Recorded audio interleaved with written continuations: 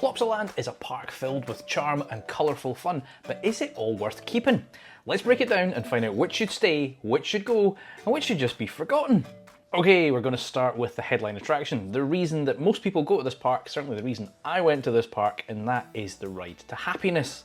Now this is one of currently only 2 Mack Extreme spinning coasters. The other one is over in Silver Dollar City, I believe. As I say, it's the draw to the park. It's the thing that brought many people, myself included, to there. When I went, it was only running on one train. I kind of went in February, so one of them was winter maintenance. So the operations weren't brilliant, which was a little bit frustrating. However, the ride experience itself is fantastic. Now, I know for a lot of people, this is their #1 coaster, just point blank, best in the world. And it certainly is a fantastic ride. I wouldn't necessarily put it as my top coaster, but the whole experience, that initial JoJo roll, I think they call it, when you come out the station, is just, I've never seen that anywhere else. Then you sit on the launch for a little bit and immediately start spinning, and then it is just crazy. The audio package is really, really important to this ride though, because I think without it, it wouldn't be the same. I do enjoy a ride that has onboard audio, and this one is just fantastic. So the whole theming, everything about it is great, and although it's not my #1 coaster in the world, it's no surprises. I'm going to start strong and keep it. Now, a ride that is quite close to this, and it's very, very different, is their Super Splash.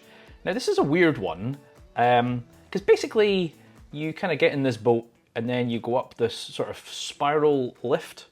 It's very strange. So basically you go in facing into this tower, and it kind of rotates around going up the lift, and it's facing out by the time you get to the top. And then this big shutter opens, and then you go down this massive drop. You get absolutely soaked, and then you've got this really, really slow meandering bit all the way back to the station again. It is good fun. It is fantastic. It's very short, well, apart from the fact it takes so long to get back to the station. And it's very much, it's like I've said at other rides like Oblivion in Towers, it's a one-trick pony, but it does that trick very well. And it's another ride I'm going to keep. Right, now this park's, I think it's got a bit of an identity crisis, right? I mean, it's called Plopsaland, which every time I say it, my partner laughs, she giggles like a schoolgirl. And Plopsa is a child's TV channel, I believe, over there, like, kind of, I suppose, a bit like CBeebies. So it's definitely aimed at kids, right? We've just had Ride to Happiness. That is no kids ride. I mean, maybe sort of younger thrill, but you know what I mean, it's like, it's not. And then you've got other rides like this one, which is K3 Roller Skate, which is definitely aimed at the kids. But listen, it's a family coaster. Again, definitely not, I'm not the demographic. I'm pretty sure this is a kind of template layout, because I'm sure I've seen this elsewhere. It's had a few different names in the past. Can't remember them, but I'm sure I've seen different themes on this ride. You know, you've got that bit where you go through, is it a boombox right now? I think it's been like a milk carton in the past or something. You go through that a couple of times. It's all right. I mean, again, it's not aimed at me. I'm a grown-ass man. So I'll put this one in that take it or leave it pile. There's another coaster, which is just bizarre, and that is #LikeMeCoaster. Now again, I believe this is themed after one of the shows. I think most of the things are, right? Let's be fair, apart from Ride to Happiness, which is Tomorrowland. There's a lot of stuff that's themed after these TV shows. And this one's weird, because you're going through the queue line, which is like being in a high school, but then there's this weird disco thing going on in the high school. And then you get on this, and if I remember correctly, this is a ridiculously long train, which basically means it is a super weird ride, because if you're at the front, if you've ever been on any coasters that have far too long trains, the problem with them is as soon as you go over a hill, if you're at the front, you're kind of suspended waiting on enough of the train to go over the crest so that it actually picks up some speed.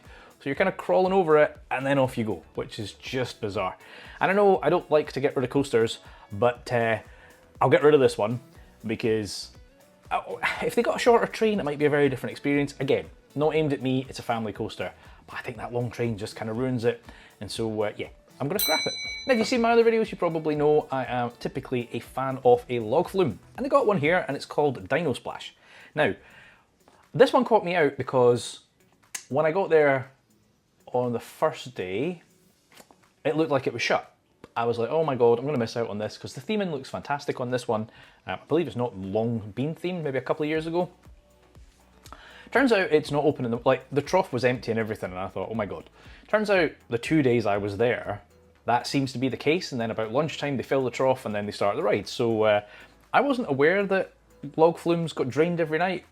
If you work in a park or you know that, then maybe let me know, but that seemed like an odd one to me. I'm sure there's reasons for it. I mean, I've seen like river rapids towers empty, so maybe it is just what they do every night. I don't know.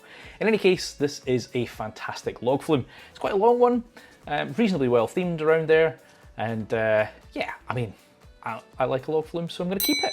So they've got a Mack powered coaster now. The Dragon or Drac, it's an interesting one. I mean, it's a powered coaster, right? So it's not going to be anything fantastic. And again, a lot of the rides in this park are aimed at that younger demographic.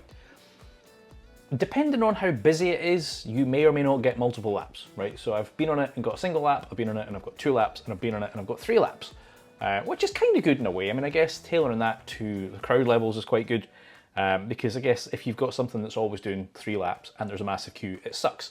Equally, if it's dead and you get 1 lap, you're like, did I know I've got a second one? So, I mean, it's okay, right? And I believe there's some work getting done to it soon or currently. I'm not sure quite what that is. I don't know if it's a retheme or, you know, because it's like castle building and then the dragon themed train. So I don't know if it's getting like just a small tweak or a big tweak. Personally, I mean, I'll put this in the take it or leave it because, I mean, I prefer a coaster that's actually powered by gravity rather than one that is powered. Right, one thing that I would definitely keep is this YouTube channel. So if you're enjoying this, hit that like button and hit subscribe. There's a ride here that I have never been so bored in all my life as when I went on this. Now, again, as I've said multiple times already in this video, not the target demographic. But there's a boat ride called Plopsa Woods. And I mean, it's a cute little boat ride if you're a very, very, very, very small kid, like probably still in nappies. And there's like cute little animatronic-y things and stuff. I want to say it was about 10 minutes long, like to the point that I actually thought the boat had stopped and somebody was going to have to push it. It was painful. So it's 10 minutes of my life I'm never going to get back, and it is a ride I will never go on again. So I scrap it. Now, on the other hand, they do have a wooden coaster that I was a huge fan of. Heidi the Ride, or as I kept calling it, Heidi the Ride, because I'm pretty sure that sounded a bit more humorous in my childlike brain. But this is a fantastic coaster. It's not the longest wooden coaster out there, but it doesn't need to be. It does exactly what it needs to do. It's good fun. I mean, look, it's no RMC, right? It's not at that level. I wouldn't even put it as good as the Wicker Man, but it is still a very enjoyable wooden coaster. So again, no surprises, I am gonna keep it. Another attraction that I enjoy when they exist in parks is a sort of train ride around the park, right? Again, I was in Blackpool yesterday for the start of the season, and well, I went on Plopsa Express. It's kind of like become a tradition for me after I've had lunch. If the park has a train, we'll go on it because it's nice and relaxing. You can see bits of the park, and you can just chill out before you go on something upside down. So they do have one, Plopsa Express. And again, it's exactly that, right? It goes around a reasonably good chunk of the park and it's enjoyable. So I think more parks need these. I'd love to see a train around towers. I know they used to have one when I did the history series. There was a train.